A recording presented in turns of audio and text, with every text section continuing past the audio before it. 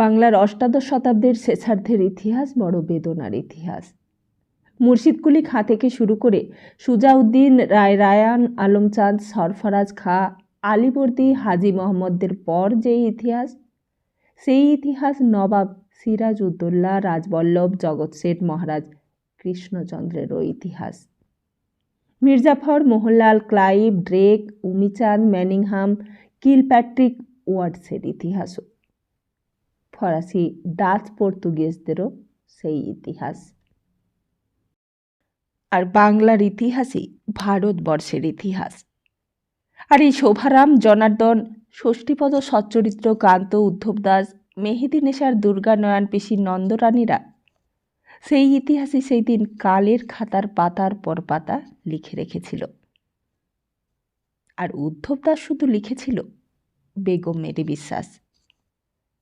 আজ থেকে প্রায় 200 বছর আগের মানুষ আজকের মতোই ভালোবেসেছিল, আজকের মতোই ষড়যন্ত্র করেছিল, খুন করেছিল আর স্বার্থ সিদ্ধি করেছিল। সেদিনও দেশের মানুষ এমনি করেই অসহায়ের মতো ভাগ্যের হাতে নিজেদের ছেড়ে দিয়ে নিরাপদ বলে মনে করেছিল। যেই নবাব সেই দেশের কথাই ভাবুক, যে মন্ত্রী সে মন্ত্রণা দিক, তোমার আমার কিচ্ছু করবার নেই। এসো আমরা সবাই মিলে 2 পয়সা উপায়ের চেষ্টা দেখি।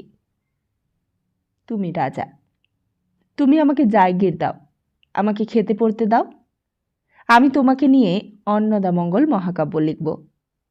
আমি লিখে দেব ভবানন্দ মজুমদার দেবীর বরপুত্র। তুমি অন্যায় করো, অত্যাচার করো, উৎপীড়ন করো, তাতে কিছু ক্ষতি নেই।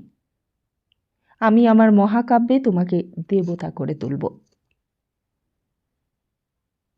তাই উদ্ধব দাসও বলতো, আমিও এক কাব্য লিখব গো, আমিও লিখব। মল্লাহাটের মধুসূদন কর্মকার জিজ্ঞেস করত, তা তুমিও কি রায়গুণাকর ভারতচন্দ্রের মতো অন্নদামঙ্গল লিখবে নাকি? আগে না প্রভু, রায়গুণাকর তো ঘুষ খেয়ে মিথ্যে কথা লিখেছে। ঘুষ খেয়ে? তুমি কি বলছো দাসমশাই? হ্যাঁ গো, আমি ঠিকই বলছি। রায়গুণাকর তো ঘরের ভেকি কুমির। নইলে প্রতাপাদিত্য গেল, কেদার রায় গেল, চাঁদ রায়ও গেল, আর ভবানন্দ মজুমদারকে বীরস্ববীর তৈরি করলে রায়গুণাকর। তা তুমি কাকে নিয়ে লিখবে?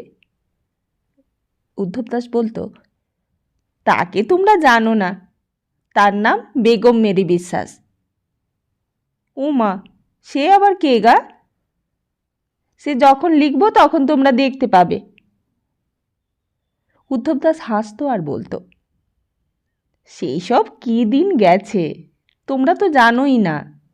এখন তো ফিরিঙ্গি রাজত্ব, এখন তো তোমরা সেই সব কথা ভুলেই গেছো। কিন্তু আমি ভুলিনি গো, সে ভুলবারও নয়। তা সত্যিই উদ্ধব দাস কিছুই লিখতে ভোলেনি। যা দেখেছে, যা শুনেছে, সবই সে লিখেছে। কাটোয়ার গঙ্গার ঘাট থেকে অনেক দূর যেতে যেতে হঠাৎ মনে হলো, এদিকে গিয়ে আর লাভ কি? ডিহিদারের লোক পালকি নিয়ে আসতেই উদ্ধব দাসকে তাড়িয়ে দিয়েছিল। আরে, এইখানে লোকটা কেন? ভাগো ভাগো ইহা সে। ঠিক আছে, উদ্ধব দাসকে খাতির করলেও যা, তাড়িয়ে দিলেও তাই, নির্বিকার। একদিন আমাকে তাড়িয়ে দিয়ে তোমরা রাজত্ব করছো, আবার একদিন তোমাদের তাড়িয়ে দিয়ে আরেকজনরা রাজত্ব করবে। কেউই এখানে চিরটাকাল রাজত্ব করতে আসেনি। এটাই যে নিয়ম গো, চিরটাকাল রাজত্ব করবে শুধু সেই একজন, সেই মালিক। তা তুই এত বড় ঘুষখোর, সেই আসল মালিককে ছেড়ে দিয়ে ভবানন্দ মজুমদারের গুণ গাইলি? কচুলেখা, কচুলেখা। নিমকহারাম মানসিংহের দাস ভবানন্দকে দেবতা বানিয়ে কি লাভ হলো শুনি তোর?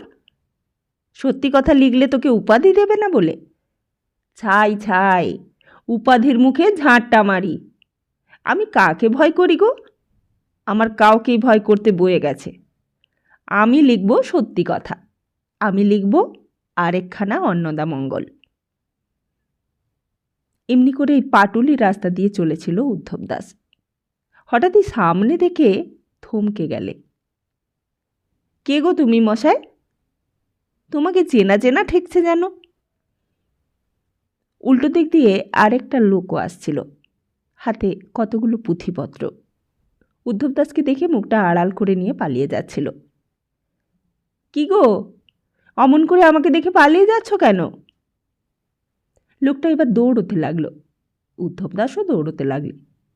ধরো ধরো, ওকে ধরো। আর চিৎকার শুনে ক্ষেতের কিছু লোক দৌড়ে এসেছে। তারাই ধরে ফেললে লোকটাকে। লোকটা একটু বুড়ো মতন, ধরতেই কেঁদে ফেলেছে একেবারে হাউ হাউ করে, একেবারে অঝোর ধারায় কান্না।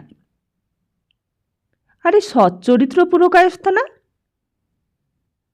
উদ্ধব দাস চিনতে পেরেছে। এই সচ্চরিত্রই ঘটকালি করেছিল বিয়েটার। আগে আমাকে ছুঁয়ে দিলেন? আমার যে জাত গেছে, আমার জাত কুল পেশা সব গেছে, আমার বউ ছেলে মেয়ে সব গেছে। এই বলে হাউ হাউ করে কাঁদতে লাগলো সচ্চরিত্র। উদ্ধব দাস হেসে উঠল হো হো করে, বলে, কেন গো, কিসে গেল তোমার জাত শুনি? সচ্চরিত্র বললে, আমাকে ম্লেচ্ছ মাংস খাইয়ে দিয়েছে গো ধরে বেঁধে। আমি খেতে চাইনি, জোর করে আমার মুখে পুড়ে দিয়েছে। পাটুলির যে লোকগুলো এতক্ষণ শুনছিল তারা কানে আঙুল দিলে, আস্তে আস্তে সরে পড়বার চেষ্টা করতে লাগলো। আমাকে ছেড়ে দাও গো বাবাজি, ছেড়ে দাও।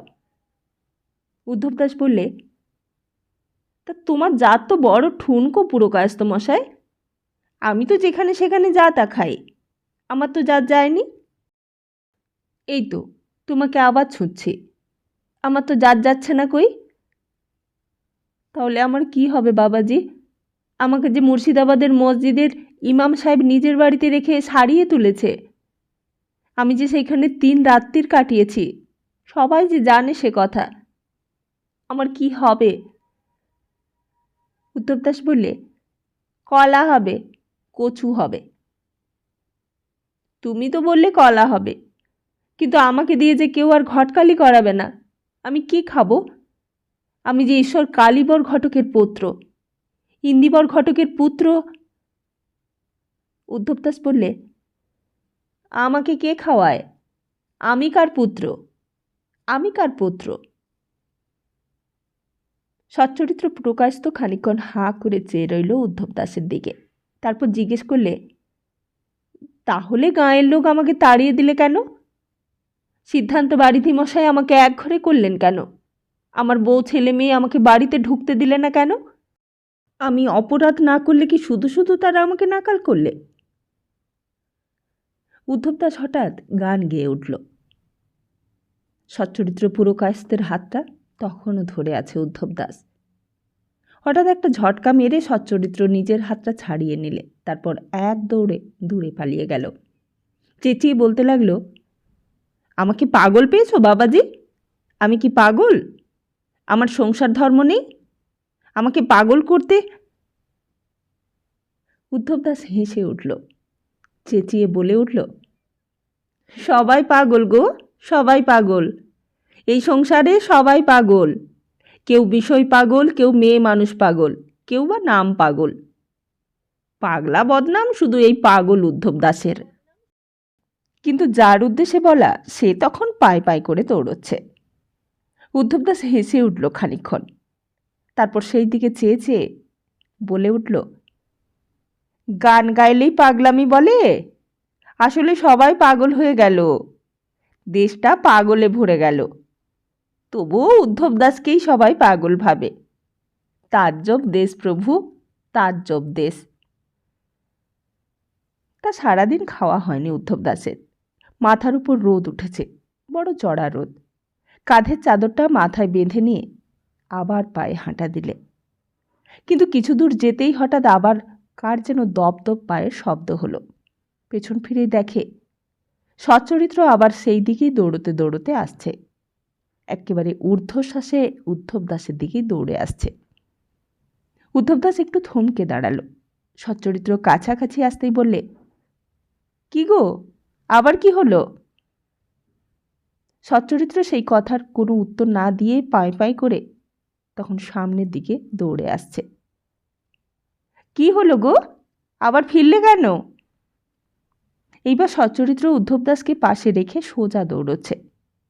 কোনো কথার উত্তর দিলে না। অবাক কাণ্ড, এমন কাণ্ড তো করে না লোকটা। সত্যি সত্যি পাগল হয়ে গেল নাকি লোকটা? দেখতে দেখতে দূরে গাছপালা, মাঠের ধুলোর মধ্যে সচ্চরিত্র অদৃশ্য হয়ে গেল। সত্যি অবাক হবার মতো ঘটনা। পেছন থেকে কি কেউ তাড়া করছে নাকি? তবে হঠাৎ অনেক দূরে মনে হলো যেন আকাশের গায়ে খুব মেঘ করেছে। কেমন হলো? এই দুপুরবেলা কি ঝড় উঠবে নাকি? তাই সচ্চরিত্র পালাচ্ছিল। অনেকক্ষণ দেখতে দেখতে এইবার যেন খানিকটা স্পষ্ট হলো। প্রথমে মনে হয়েছিল মেঘ, কিন্তু তা নয়, আসলে হাতির পাল। হাতিগুলো সার সার এগিয়ে আসছে, তারপর ঘোড়ার সার, তারপর হাজার হাজার সেপাই। পাটুলের জন কয়েক লোক রাস্তায় নেমে দেখতে এসেছিল। তারাও অবাক। ও দাস মশাই, দাঁড়িয়ে দেখছো কি? নবাব আসছে, পালিয়ে যাও গো। উদ্ধব দাস জিজ্ঞেস করলে, কেন পালাবো কেন? কি করেছি আমি? ঠিক আছে, বুঝবে মজাটা। নবাব লড়াই করতে যাচ্ছে কলকাতার গায়ে, যা পাবে সব নেবে, আর কিচ্ছু আস্ত রাখবে না। সত্যিই তাই। পাটুলির লোকরা সব গ্রাম ছেড়ে নবাবের রাস্তার উল্টো দিকে একেবারে গঙ্গার ওপারে গিয়ে হাজির।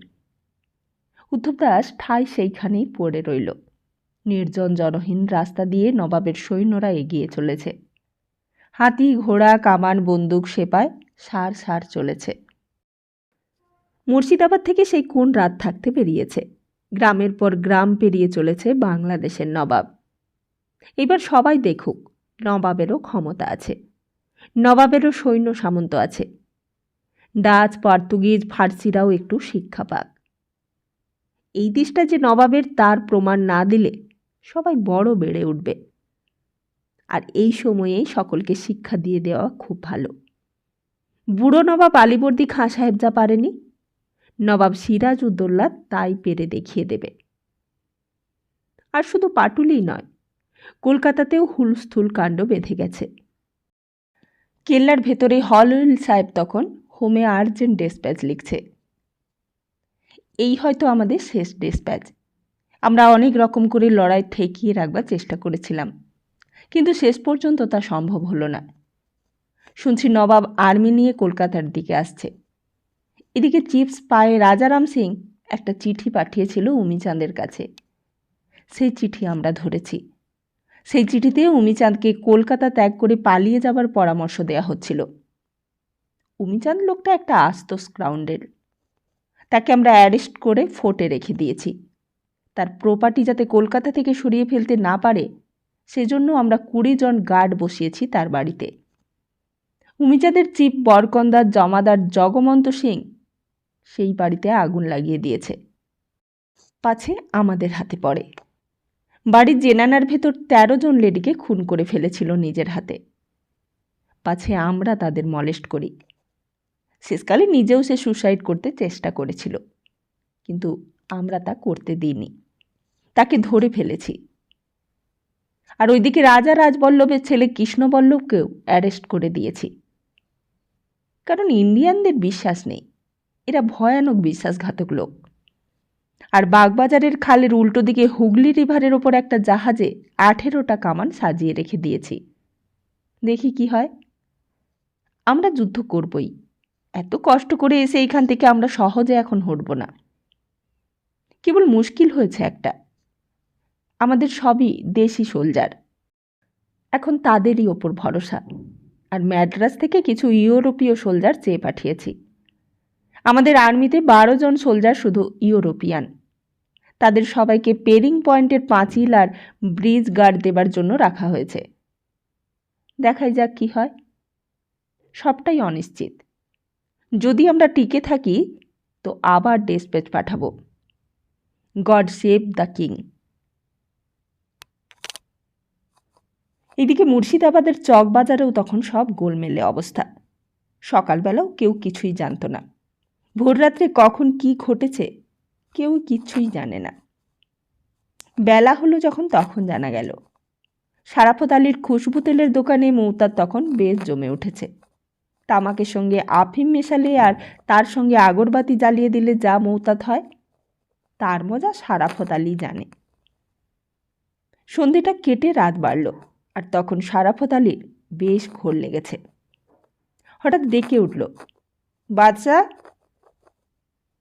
কান্তও এতদিন ধরে কত রাস্তা হেঁটে সবে একটু বিশ্রাম করবে বলে নিজের আস্তানায় এসে ঢুকেছিল।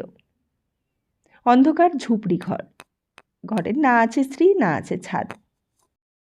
তা হোক, তবু তো একটা আশায় আজ হয়তো এখানে আসতেই হতো না শেষ পর্যন্ত।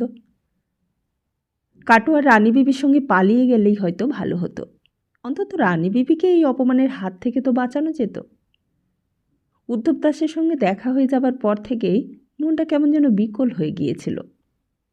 শেষ পর্যন্ত কাটোয়ার ডিহিদার সাহেব এসে যাওয়াতে আর পালিয়ে যাওয়া হয়নি। আর তারপর থেকেই রানী বিবির সঙ্গে কথাও হয়নি। দেখাই হয়নি তো কথা হবে কি করে? ডিহিদার সাহেব নিজে তাগাদা দিয়ে সেপাই দিয়ে কড়া পাহারা দিতে বলে মুর্শিদাবাদে পাঠিয়ে দিলে। নিজের ময়লা বেছানার ওপর শুয়েও ভালো করে ঘুম এলো না। চকবাজারে ঢুকেই লড়াইয়ের খবরটা শুনেও মনটা বেশ খারাপ লেগেছে। বেফারিদ সাহেবের সেই সোরার গদিটার কথাও মনে পড়ল তার। যদি সেই গদি নবাবের কামানের গোলা লেগে পুড়ে যায়? কটাই বা সৈন্য আছে ফিরিঙ্গিদের? নবাবের সঙ্গে কেনই বা ঝগড়া করতে গেল? আহা, ষষ্ঠীপদের চাকরিটাও চলে যাবে। কান্ত এখন মুন্সি থাকলে কান্তের চাকরিটাও চলে যেত। আর শুধু চাকরি নয়, প্রাণটাও হয়তো চলে যেত সেই সঙ্গে সঙ্গে। বাবুজি। বাদশার গলা। কিরে বাদশা? হুজুর, মালিক আপনাকে এক দফে এত্তেলা ভেজিয়েছে। ধর্মর করে তাড়াতাড়ি উঠে সারাফত আলীর কাছে যেতেই খুশবুর গন্ধেতে কান্তের সমস্ত শরীর অসাড় হয়ে এলো। সড়ক দিয়ে কোথায় যাচ্ছিলি রে? তানজামে কোন বিবি ছিল? নবাব হারেমের মাল? এইসব কথার উত্তর দিতেও যেন ঘেন্না হতে লাগলো। চরের চাকরি করে বলে সারাফত আলী সাহেবও তাকে যেন তাচ্ছিল্য করতে শুরু করেছে। শুধু বললে, জি মিয়া সাহেব। সারাফত আলী বললে, জাহার নামে যাবি, তা বলে রাখছি কান্তবাবু। বেশক জাহার নামে যাবি। দুশ্মনের লড়াই ফতে হলে ভাবিস নে জিন্দেগি খুশ হয়ে যাবে। জিন্দেগির লড়াই ফতে করতে পারিস তো তখন বুঝবো তুই বাহাদুরের ব্যাটা। আরও বেশ কিছু কথা হয়তো বলতো সারাফত আলী সাহেব, কিন্তু নেশার ঝোঁকে তখন চোখ দুটো লাল জবা ফুল হয়ে উঠেছিল বুড়োর। বেশি কথা বলার হয়তো ক্ষমতাই নেই মিয়া সাহেবের। হঠাৎই ওই পাশ থেকে বশির মিয়ার গলা শুনে একটু অবাক হয়ে উঠল। বশির মিয়া আবার এত রাত্রে কি জিজ্ঞেস করতে এসেছে? রানী বিবিকে তো চেহেল সুতনের হারেমে পৌঁছেই দিয়েছে, আবার কাউকে আনতে হবে নাকি? একটা কাজ হাসিল হতে না হতে আবার একটা কাজ। কিরে, কি করছিলি? আমি ভাবছিলুম ঘুমিয়ে গেছিস। তা তুই হঠাৎ? আবার কোনো কাজ আছে নাকি? বশির মিয়া বললে, না রে না, তোর সঙ্গে একটা বাত আছে। এখানে কেউ নেই তো? এই বলে ঘরটার চারদিক দেখে নিলে, তারপর গলাটা নিচু করে বললে, একটা বাত বলি তোকে। আজকে যে রানী বিবিকে এনেছিস, ও আসলি রানী বিবি তো, নাকি দুসরা কাউকে পাঠিয়ে দিয়েছে? কান্ত অবাক হয়ে গেল, জিজ্ঞেস করলে, কেন? না, তাই তোকে জিজ্ঞেস করছি। কান্ত বললে, কেন? অন্য কোনো রানী বিবি এসেছে নাকি তার বদলে? অন্য কোনো মেয়ে? আরে না, হাতিয়ারগড়ের ডিহিদার রেজা আলী শালা বুড়বাক আছে। আমার ফুপাকে খবর পাঠিয়েছে নাকি রানী বিবির বদলে হাতিয়ারগড়ের রাজবাড়ির একটা নফরের ডবকা মেয়েকে পাঠিয়ে দিয়েছে। ওই শোভারাম নাকি তার নাম, তারই নাকি মেয়ে। তা তুই কিছু জানিস? ফুপা এদিকে আমাকে গালাগাল করছে। মেহেদি নেসার সাহেব জানলে তো বেত্তিমিজি করবে। কিছু জানিস তুই? মনে আছে কান্ত সেই রাত্রে ঘুমোতে পারেনি। সারাফত আলীর খুশবু তেলের দোকানের পেছন দিকে একটা ছোট ঘরে আস্তানা নিয়েছিল সে। আস্তানাটা নামেই আস্তানা, ওর ভেতরে মানুষ কোনো রকমের থাকতেই শুধু পারে, বেঁচে থাকতে পারে না। কিন্তু সারাফত লোকটা ভালো, একজন গরিব মানুষকে দেখে দয়া করে থাকতে দিয়েছিল, কিরায় আনিত না। কতগুলো কড়ির জার আর মাটির হাঁড়ি কলসির গুদাম ছিল সেটা, আর সেটাই মালপত্র সরিয়ে কান্তকে থাকবার জন্য খালি করে দিয়েছিল। আর সেই অন্ধকার ঘুপসি ঘরের বিছানার ওপর চিৎপাত হয়ে গা এলিয়ে দিয়ে আকাশ পাতাল চষে বেরিয়েছিল সে। যাকে সে রানী বিবি ভেবেছিল, সেই তাহলে শোভারামের মেয়ে? আশ্চর্য!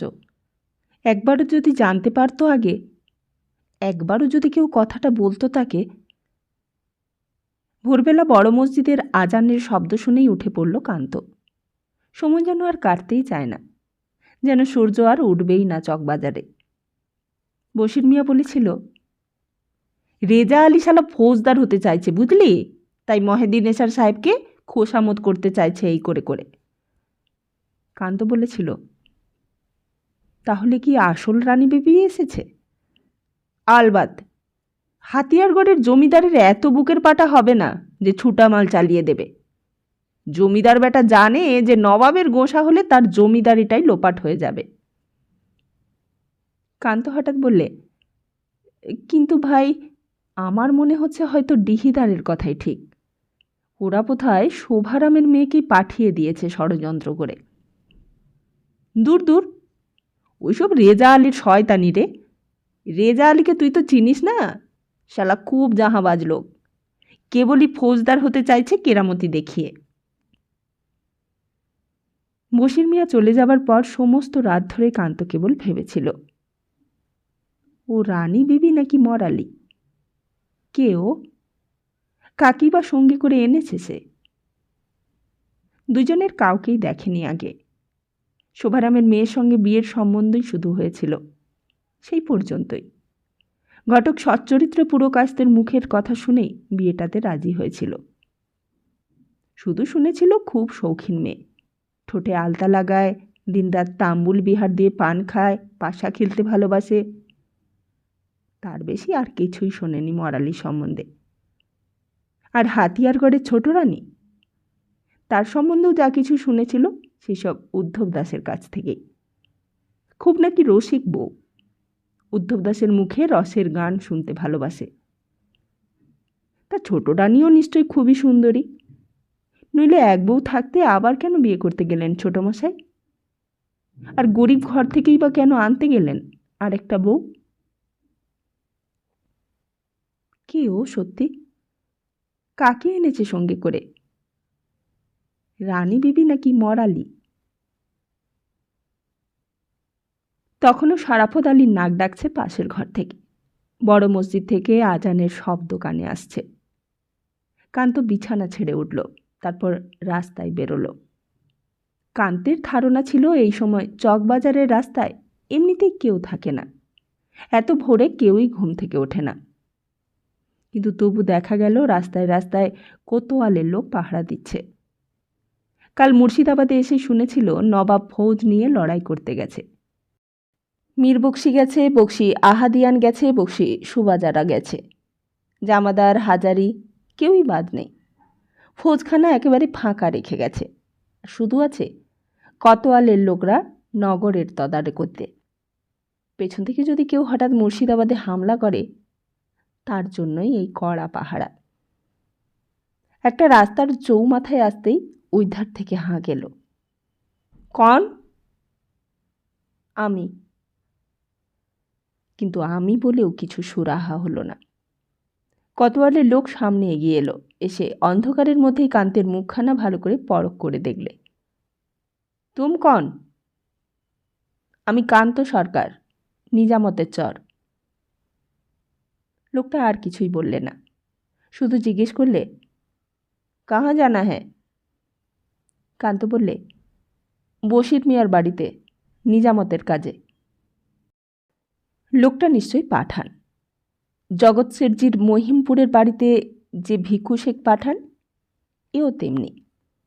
দিল্লির শাহজাহান আগ্রা থেকে সব বেছে বেছে পাঠানদের এনেছে কাতোয়ালের কাজে। এদের গায়েও যেমন জোর, মনেও তেমন ভয়ভীত কিছু নেই।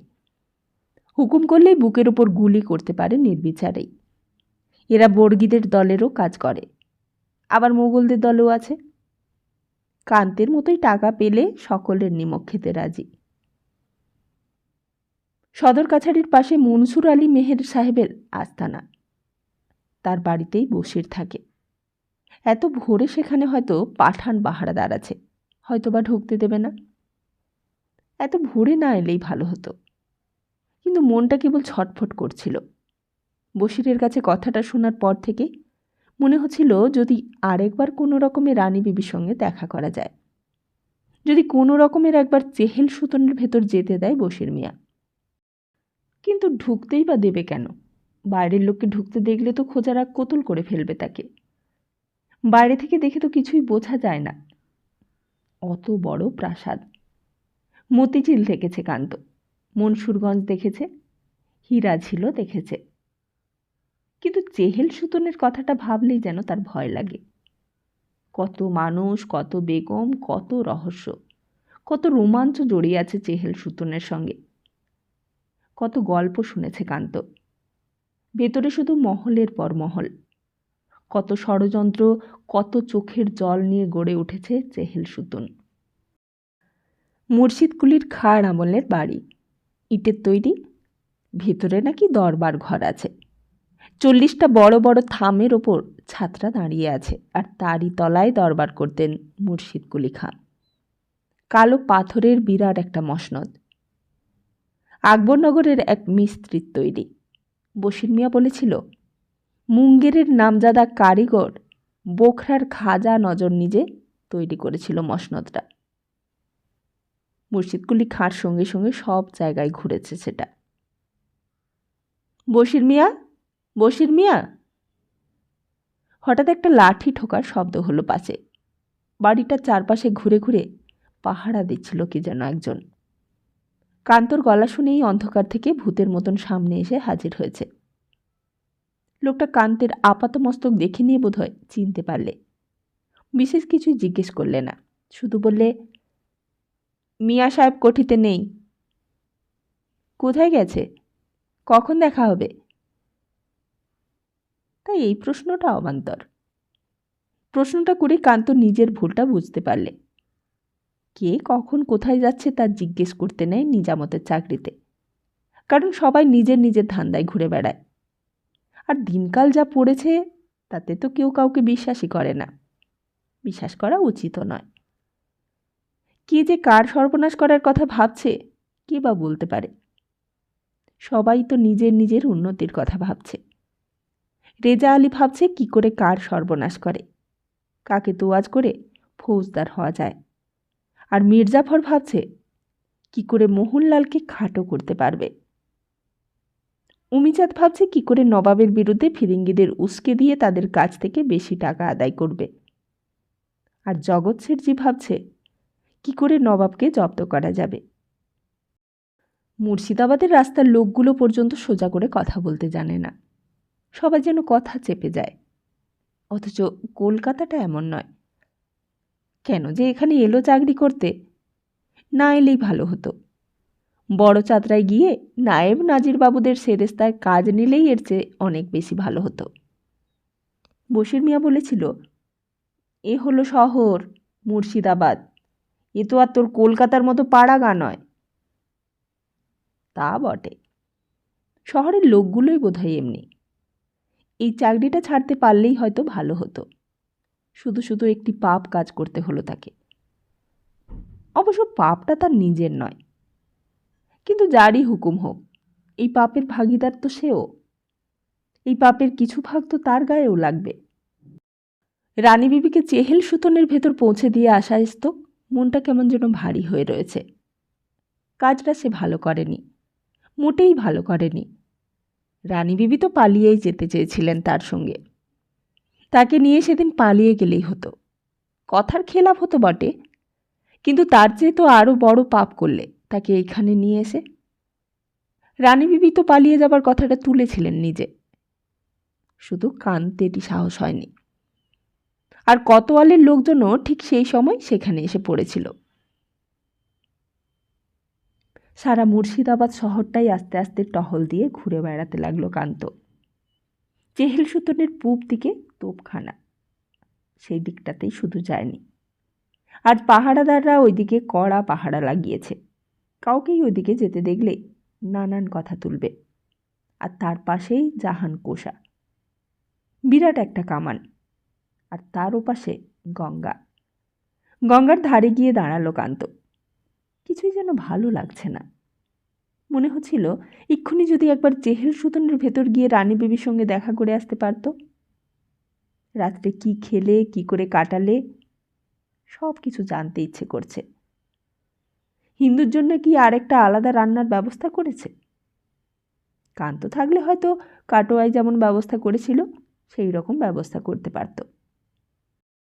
আর তারপর কি শুধু খাওয়া? হয়তোবা রানী বিবিকে বেগমদের মতো ঘাগড়া ওড়নিও পরতে হবে, হয়তোবা মদ খেতেও হবে।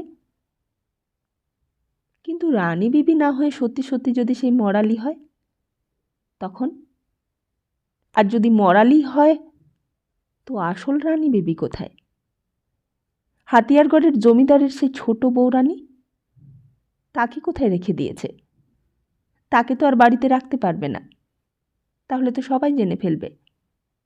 তাকে তো নাটোরের রানী ভবানীর মতো কোনো আশ্রমে কিংবা আখড়ায় লুকিয়ে রাখতে হবে, নইলে ডিহিদার রেজা আলী তো টের পেয়ে যাবে সব।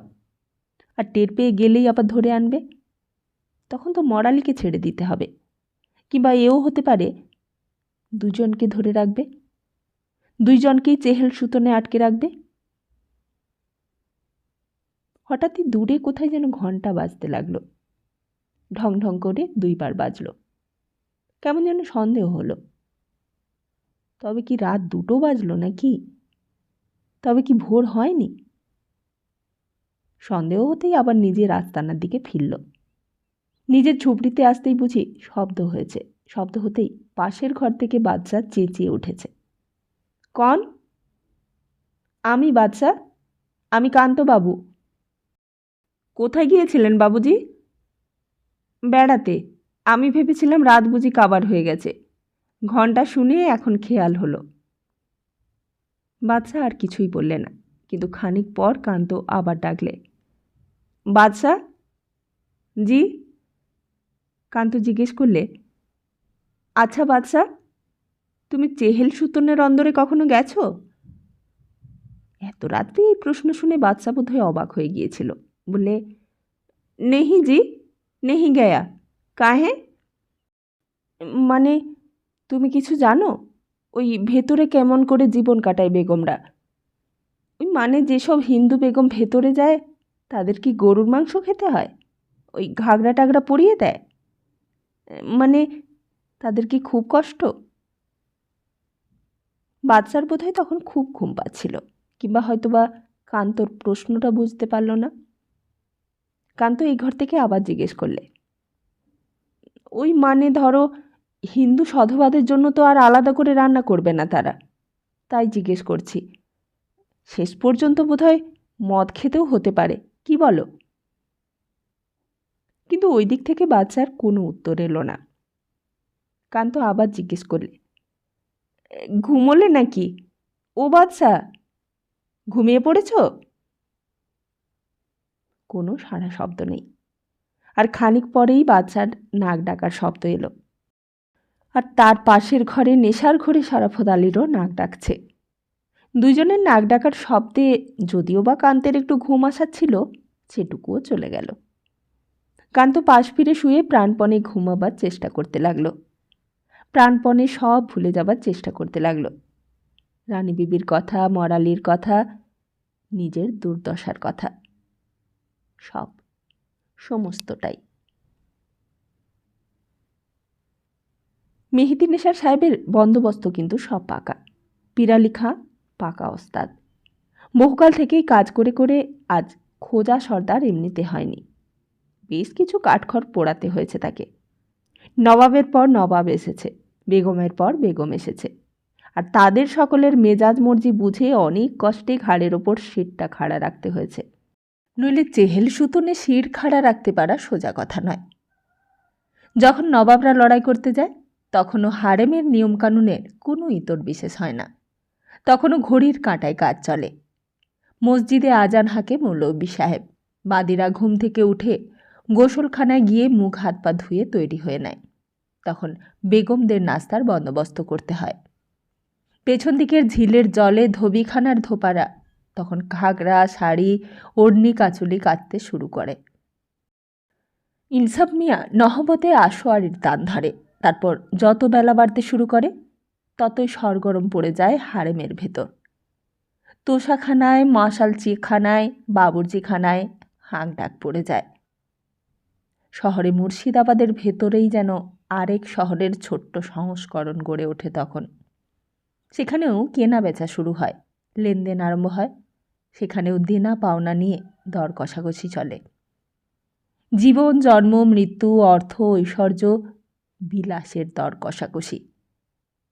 সেখানেও কেউ হারে, কেউ জেতে, কেউ বেচে, কেউ কেনে, কেউ জন্মায়, আবার কেউ মরে। নবাবের জন্যও সবাই এখানে বিকেল থেকে সাজতে শুরু করে। দামি ঘাগরা পরে, কানে আতর দেয়, পায়ে ঘুঙুর বাঁধে, মাথায় বেনি ঝোলায় আর লুকিয়ে লুকিয়ে আরক খায়। চকবাজারের সারাফত আলীর খুশপুতিলের দোকান থেকে লুকিয়ে লুকিয়ে আরক কিনে আনে নজর মোহাম্মদ। সেই আরক খেলে সমস্ত শরীরটা চাঙ্গা হয়ে ওঠে, মনে হয় যেন বুঝি একেবারে বেহেস্তে চলে গেছে সশরীরে। মনে হয় হারেমের মধ্যে আর বন্দি নই আমি, আমার পাখা গজিয়েছে দুটো, আমি উড়ে চলেছি হুর পরিদের মতো। আর তারপর শেষকালে যখন নবাব সত্যি সত্যি আর আসে না, তখন সেই নেশার ঘোরের মধ্যেই বরকত আলী কিংবা নজর মোহাম্মদ বাইরের কোনো পেয়ারের লোককে ভেতরে ঢুকিয়ে দিয়ে চলে যায়। আর তারপর কোথা দিয়ে যে রাত কাবার হয়ে যায় তার কেউ টের পায় না। হারেমের বেগমদের জীবন এমনি করেই চলে আসছে বরাবর। সেই মুর্শিদ কুলি খাঁ থেকে শুরু করে সুজাউদ্দিন, সরফরাজ, আলীবর্দী খাঁ পর্যন্ত একটানা পুরনো চালেই হারেমের নিয়মকানুন বাঁধা। আলীবর্দী খাঁর সময় সেই চাল একটু কমেছিল নানি বেগমের জন্যে, কিন্তু সে আর কয়দিন। লড়াই করতে করতেই সারাটা জীবন কেটে গেছে তার। আর এইবার এসেছে নাতি নবাব মনসুর উল মুলুক শাহ কুলি খান বাহাদুর মির্জা মোহাম্মদ সিরাজ উদ্দৌলা হেবাদ জং আলমগীর। সারাফত আলীর খুশবু তেলের দোকানে নজর মোহাম্মদ কিংবা বরকত আলীরা যখন আরক কিনতে আসে তখন লুকিয়ে লুকিয়ে আসে। বাইরে খুশবু তেলের কারবার আর আড়ালে আরক। সারাফত খুঁটিয়ে খুঁটিয়ে জিজ্ঞেস করে, কী রোগ, কার রোগ, রোগীর কী নাম। ওষুধকেই সারাফত আলী আরক বলে। হাকিমের কাছে গেলে বাইরের লোকের কাছে জানাজানি হয়ে যাবে বলে নজর মোহাম্মদরা সারাফত আলীর দোকানে আসে। লোকে ভাবে খুশবু তেল কিনতে এসেছে। অনেক রকম আরক আছে সারাফত আলীর। সুজাকের আরক, আতশকের আরক, এমন আরও অনেক আরক আছে যা একবার খেলে রোজ খেতে ইচ্ছে করে। নজর মোহাম্মদরা নতুন বেগমদের সেই আরকই খাওয়াবার চেষ্টা করে। একবার ধরাতে পারলে তখন আর ছাড়বার উপায় নেই। তখন খোজাদের খোসামত করতে হয়। কাছে এসে বলে, নজর, আরেক ফুরিয়ে গেছে, আর 4টে গুলি এনে দে তুই। সারাফত জিজ্ঞেস করে, কি হয়েছে বেগম সাহেবার? নজর মোহাম্মদ বলে, কি জানি মিয়া সাহেব, বেগম সাহেবার দিমাগ খারাপ হয়ে গেছে, বিড়বিড় করছে হর বখত। বুঝেছি, মালে খুলিয়া দিমাগই হয়েছে। এ কী করে এমন হয় মিয়া সাহেব? সারাফত বলে, সওদা ধাতুতে দিমাগ ভারী হয়ে গেছে, এই আরেকেই আরাম মিলবে, যা। কি যেন কয়েকটা বড়ি দেয় সারাফত আলী, আর দাম দিয়ে ভেতরে নিয়ে চলে যায় নজর মোহাম্মদ। তারপর সেই রোগ সারল কি না সারল তার কেউ খবর রাখে না। মরালি যেদিন প্রথম এলো তার পরদিন নজর মোহাম্মদ দোকানে আসতে সারাফত জিজ্ঞেস করলে, কাল কোন বেগম এলো রে তানজাম করে? নজর মোহাম্মদ বললে, তুমি কি করে জানলে মিয়া সাহেব? আমি সব জানি। আমার খুলিতে যে একটা কাফের বাবু থাকে, সেই তো সঙ্গে করে নিয়ে এলো দেখলুম। নজর মোহাম্মদ বললে, লস্করপুরের তালুকদার কাশেম আলীর ছোট লেড়কি, বাপ মরে যাবার পর হারেমের বেগম হবার শখ হয়েছে। তা কি নাম হলো বেগম সাহেবার? মরিয়ম বেগম। আরও খাবে না? নজর মোহাম্মদ বললে, না মিয়া সাহেব, এখনও নয়া কি না, আরও খেতে শেখেনি। আমি পুছেছিলাম, বলে না, আরও খাই না। সারাফত আলী পাকা গোপদাড়ির মধ্যে একটু হাসল, বলে, প্রথম প্রথম তো কেউই খায় না, পরে আবার ওই মরিয়ম বেগমই আরকের খাতিরে তোকে খোশামত করবে, দেখে নিস। তা কথাটা নজর মোহাম্মদ জানে। ওই পেশমন বেগম, গুলশন বেগম কেউই প্রথমে আরক খেতে চায়নি। এখন সবাই সারাফতের আরকের বাদী হয়ে গেছে। আর না হলে বেগম সাহেবদের রাতই কাটে না। প্রথম প্রথম মরালি এসব কিছুই জানত না। প্রথম দিন একটু কৌতূহল ছিল, একটু ভয়ও ছিল।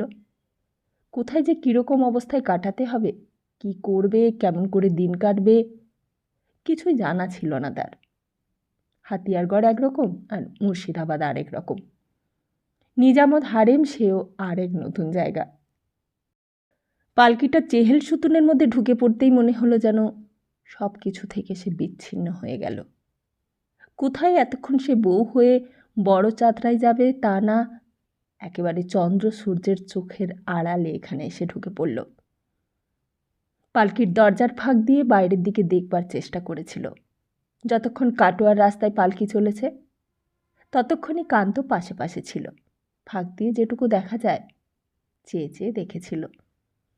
হয়তোবা রানী বিবি মনে করে কথা বলতে সাহস করেনি। আর তাছাড়া ফৌজি সেপাইরাও ছিল, তারাও কড়া পাহারা দিতে দিতে চলেছিল। কেউ যেন না দেখে নেয় রানী বিবির দিকে, অথচ পালিয়ে যাবার কথা শুনেও বেশ খুশি হয়েছিল। 40টা থামের নিচে চেহেল সুতুনের দরবার। এই রাস্তাটা সেই দিকে নয়, একেবারে কোথা দিয়ে ঢুকে কোন সুড়ঙ্গ দিয়ে একটা মসজিদের সামনে এসে থামল পালকিটা। তারপর কয়েকজন অচেনা লোক সামনে এসে মাথা নিচু করে কুর্নিশ করলে। পিরালি ছিল খোঁজা সর্দার, আর সেই আসল। সে মসজিদের ভেতর নিয়ে গেল। বুড়ো দাড়িওয়ালা একজন মৌলভী সাহেব বিড়বিড় করে কী সব উর্দু মন্তর পড়তে লাগল। মরালির গায়ে 2-1 বার জল ছিটিয়ে দিলে, আর তারপর পিরালি নিয়ে গিয়ে একটা ঘরের মধ্যে পৌঁছে দিয়ে গেল। আর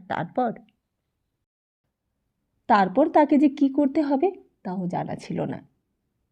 এত বড় চেহেল সুতুন, কিন্তু কোথাও কোনো সাড়া শব্দ নেই। সমস্ত বাড়িটাই যেন নিঝুম হয়ে আছে। ঘরের ভেতর একটা বিছানা, মস্ত বড় বিছানা, আর পাশেই আতরদান, পানদান, গোলাপদান সাজানো। একটা আয়না, নিজের চেহারার ছায়া পড়েছে তাতে। এত বড় আয়না ছোট মশাইয়ের বাড়িতেও নেই। চৌকির ওপর একটা মস্ত রূপোর পিকদান, দেওয়ালে কতগুলো ছবি, মেঝের ওপর গালচে পাতা। পা রাখবার জন্য বিছানার নিচে মখমলের পাপোশ।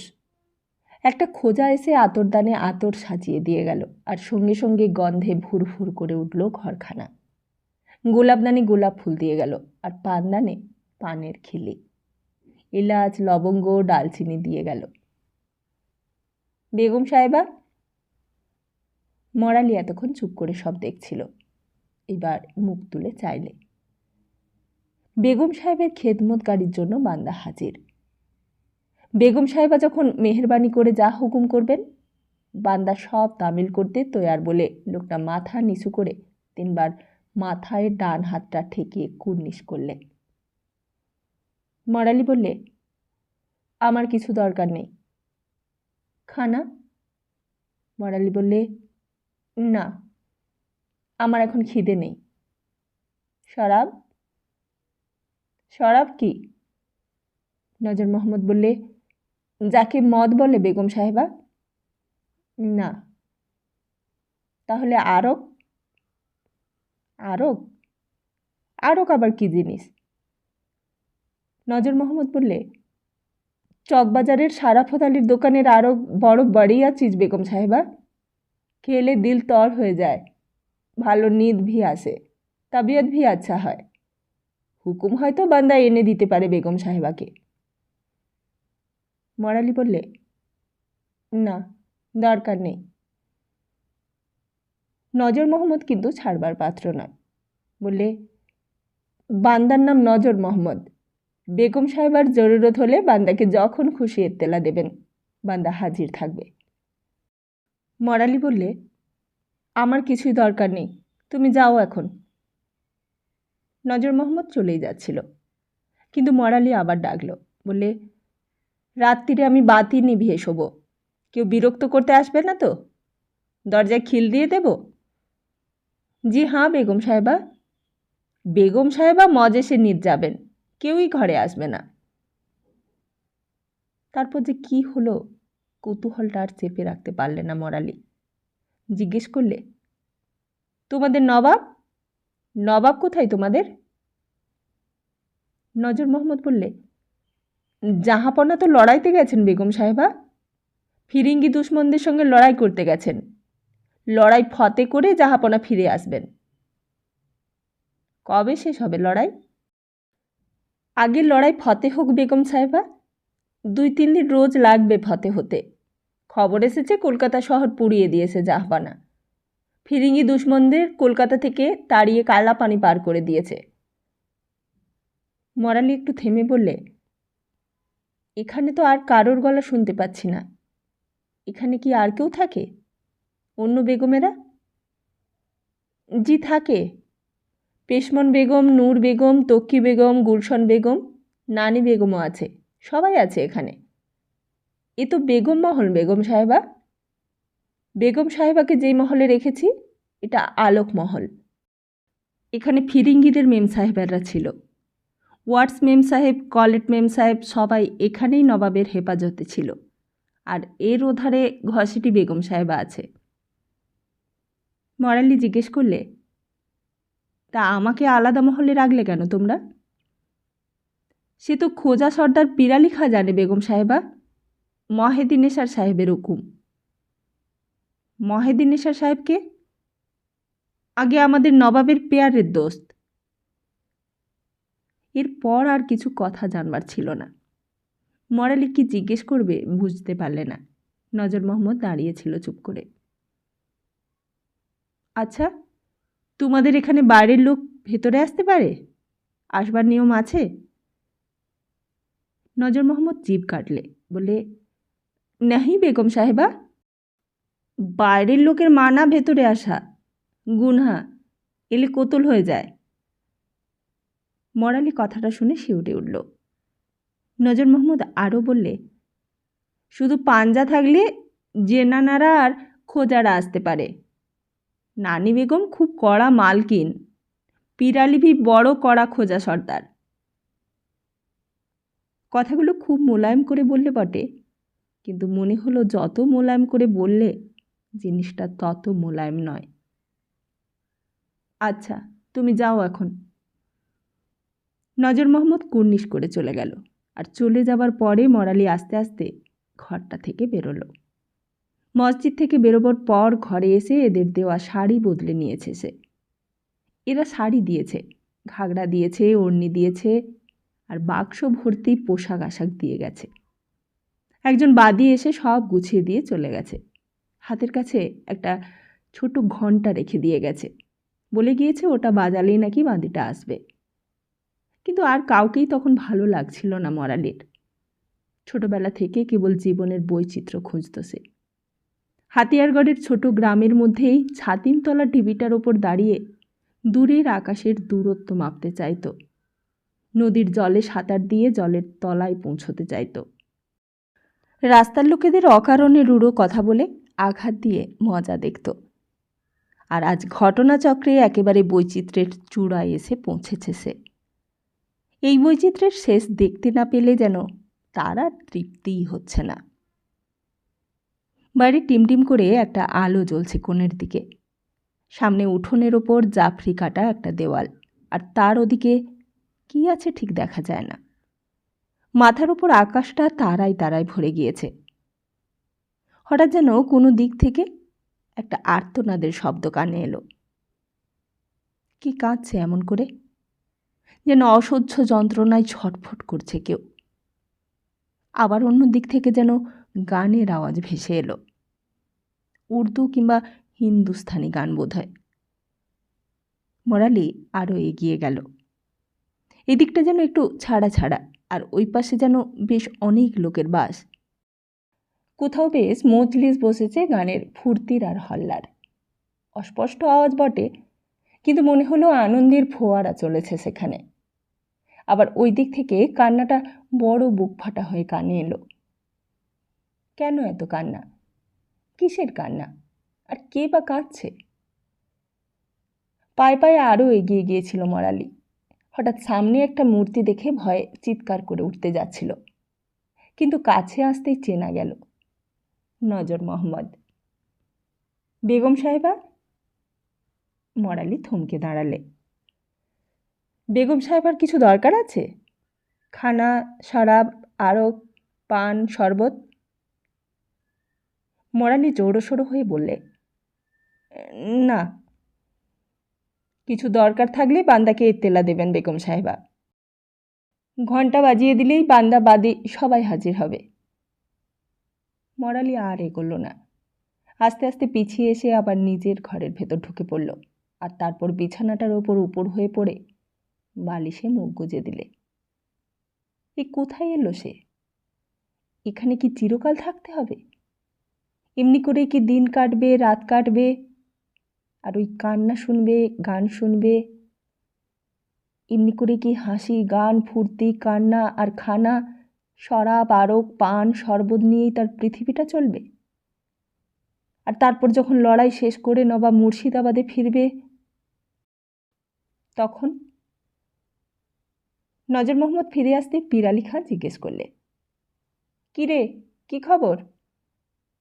নজর মোহাম্মদ বললে, বড়ি দিমাগি জেনানা খাঁ সাহেব, বড়ি একলোখা কি ছুকরি, ভয় ডর বিলকুল নেই। বেগম সাহেবা খাসমহলের দিকে আসছিল, সামলে নিয়েছি। কেন? খাসমহলের দিকে আসছিল কেন?